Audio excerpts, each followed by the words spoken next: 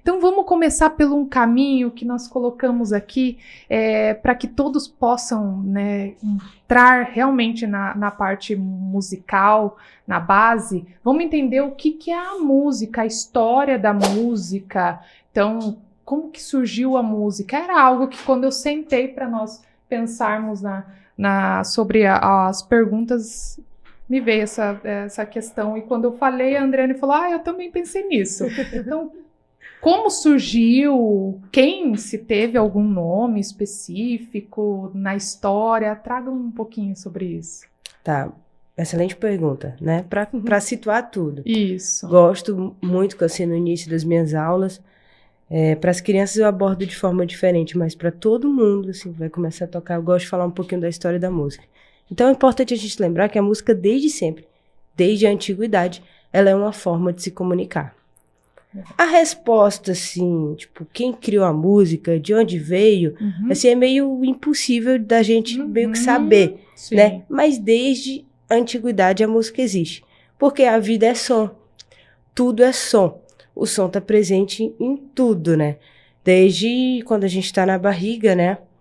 Lá tem som, tudo mais. O nosso corpo tem som. Quando a gente está em silêncio, ainda assim existe o som. Então, desde a antiguidade, é muito importante lembrar que a música é uma forma de se comunicar. Então, o homem foi ouvindo o som da natureza e tem algumas teorias que falam, ele tentou reproduzir o som do canto dos pássaros, tentou reproduzir os trovões, o som do vento, né, das tempestades e tal. E nessa forma de tentar reproduzir, foi descobrindo música, né? Também tem alguns autores que falam que o homem já percebeu que ele se comunicando com o vocabulário dele era reduzido a comunicação. Mas ele via que a natureza se comunicava com o som muito mais eficaz do que o homem com o vocabulário, né? Então, assim, a música desde sempre foi uma forma de comunicação. Então, aí ela veio nesse caminho. A gente vai imaginar aqui um pouco da história da música, vamos pensar na antiguidade, como esses sons da natureza, esses sons dos animais e o homem tentando reproduzir. A história da música também, ela acompanha, ela faz um paralelo com a história da humanidade. Então, como ela é uma forma de se comunicar, cada época, cada momento da história, ela tem uma finalidade de comunicação. Então, quando a gente passa todo esse tempo aí, tipo da antiguidade, mas, por exemplo, chega na Idade Média, a música já continua sendo uma forma de comunicação, mas é outro tipo de comunicação. Aí começa a ser uma comunicação com o divino, e aí o canto, a música começa a ser para isso, né? Para essa comunicação com o divino, e tudo é voltado para isso. Então, cada época da história, a Idade Média, o Renascimento, tudo isso, a música teve uma função diferente. Hoje, para a gente ver, a música, ela continua sendo uma forma de comunicação, mas ela serve de outra forma. Inclusive, hoje, são muitos sons que estão ao nosso redor. Sons até que não existiam antes, né? O celular vibrando, as notificações. Então, tudo isso agora está presente tanto na música. Às vezes a gente escuta uma música, as músicas atuais, né? Tem sons, assim, e chamam a atenção das crianças, né? Porque são sons que fazem parte da história da vida delas, que às vezes não fez parte da nossa, né? Então, gosto muito de sempre trazer para esse ponto. Olha, o mais importante da gente saber da história da música é que ela sempre, sempre, sempre foi uma forma de se comunicar. Então, a música é comunicação.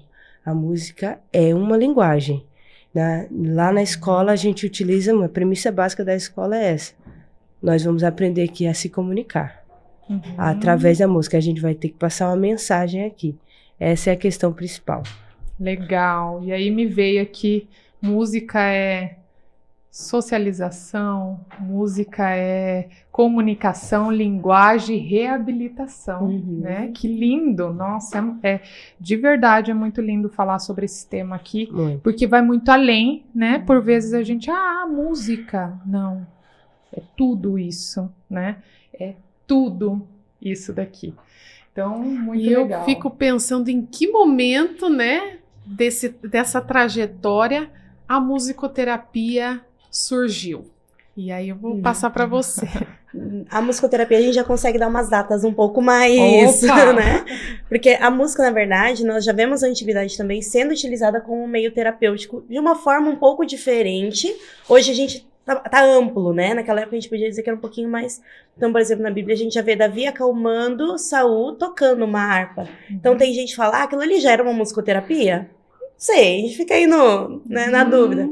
Mas em datas a gente já pode colocar ali os primeiros artigos, saíram em 1804, 1806, com o Dr. Samuel Mettel, lá nos Estados Unidos, onde ele começou a perceber que a música, ela ajudava no tratamento dele médico. Então, a medicina naquela época era bem reduzida, e eles tentavam de várias formas aliviar a dor daquele paciente, com medicações naturais, chás, e ele começou a perceber que, quando a gente toca música no centro cirúrgico, esse paciente, ele sente menos dor. Então, vamos estudar isso aí. Só que era algo muito superficial, é claro, mas ele já colocou ali como a música como uma forma de melhorar toda essa aliviar a dor desse paciente. Já veio como esse meio terapêutico. Tem alguns profissionais que já dizem que vem diferença na música, então não teve nenhum estudo científico ainda, que pelo menos eu não tive acesso, mas profissionais da medicina conversaram comigo e falaram, Elisa, nós já vimos que aqueles pacientes que estão com aquele parto humanizado, a gente precisa dar menos anestesia para aquela mãe em parto quando se tem a música do que quando a gente não tem a música. A música, ela alivia, então a gente já percebeu que diminui. Então, um anestesista uma vez falou isso para mim, ele falou, acho incrível a musicoterapia, porque comigo sobra a anestesia quando a gente tem música. Eu falei, não é a minha área de atuação, né? Não trabalho com esse âmbito hospitalar, mas eu achei muito interessante. Mas a musicoterapia em si, ela veio já de uma forma bem mais ampla, especializada, a partir da Segunda Guerra Mundial. Então, lá nos Estados Unidos, nos hospitais militares, eles começaram a ver os pacientes chegando, os soldados, chegando assim, imagina, com a mente a mil, uma dificuldade, e muitas vezes, os tratamentos medicinais ali não estavam fazendo efeito, né, por conta dessa parte emocional. E eles começaram a utilizar a música e ver que a música tinha muito efeito. E aí o Departamento de Defesa dos Estados Unidos começou a olhar e falar, vamos investir nisso aqui.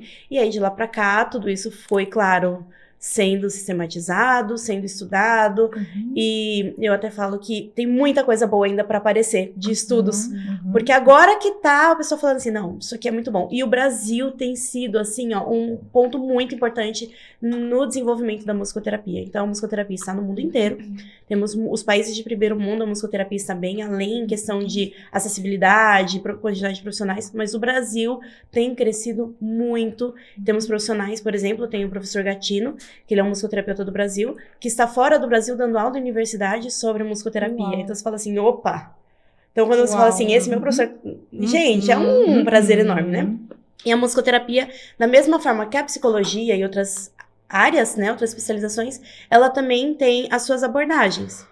Então, nós temos, por exemplo, a terapia cognitivo-comportamental, a psicanálise, a hipnose, temos várias abordagens na musicoterapia da mesma forma, baseadas também na psicologia e vai se desenvolvendo na música. Então, nós temos, vou dar alguns exemplos, nós temos a musicoterapia criativa, nós temos a musicoterapia músico-centrada, onde a música, ela é ali o principal ponto daquela sessão, e nós temos a musicoterapia improvisacional, nós temos a musicoterapia neurológica, são abordagens. Então, me formei em musicoterapeuta, né? E a musicoterapia hoje, para tirar essa dúvida, quem é que pode ser um musicoterapeuta? Já para musicoterapia é uma graduação. Então, tem uma graduação, no Brasil são poucas, infelizmente, mas tem crescido. Nós temos universidades federais, Minas Gerais, nós temos em alguns lugares. E também nós temos a pós-graduação, sempre focando nessa pós-graduação presencial, que é onde tem estágio, porque muitas vezes tem cursos por aí, infelizmente, vocês sabem disso, né? Que oferecem um curso onde não tem um profissional musicoterapeuta ali. Em 10 horas você se torna um musicoterapeuta. Gente, cuidado, né? Tem estágio, é algo perigoso. Nós temos também aí a atrogenia na música, que é quando a música faz mal. Então, dipirona faz bem pra febre? Faz, mas pra alguém pode trazer reação à música da mesma forma, a gente pode falar mais sobre isso. Então, nós temos essas abordagens. Eu trabalho com a musicoterapia comportamental, então um musicoterapeuta comportamental tem uma formação com esse professor Gatino, né, que eu falei, que é específico nessa área da musicoterapia comportamental. Uso algumas abordagens da musicoterapia improvisacional, que eu gosto muito.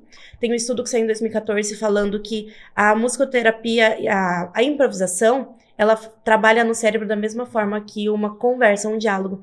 Então, eu estou conversando com vocês, eu não estou lendo um texto que eu já escrevi, eu estou improvisando na minha conversa. E quando nós criamos música da mesma forma.